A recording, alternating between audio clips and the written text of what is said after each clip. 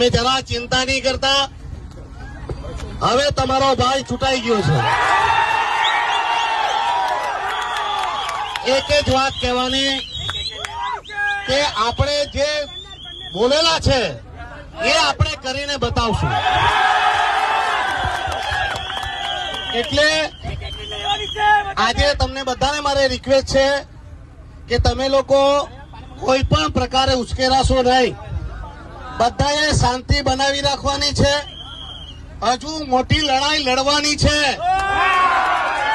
આપણે બધાએ સાથે મળીને કામ કરવાનું છે. આપણા પ્રદેશને દમણ દીવને આખા ભારતમાં લોકો પરિચિત થાય અને દમણ દીવને એક નવું નામ થાય એ આપણે બધાએ કરવાનું છે.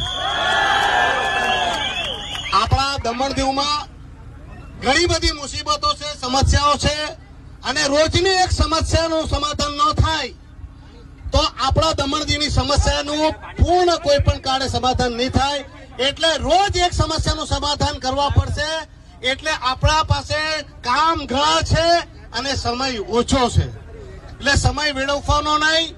તમને ફરી રિક્વેસ્ટ કરું છું કે હું તમારા ઘરે ઘરે આવવાનો જ છું. જેમ હું તમારા ઘરે આવીને વોટ માંગ્યા હતા તેવી જ રીતે હું તમારો આભાર માનવા માટે હું તમારે ઘરે ઘરે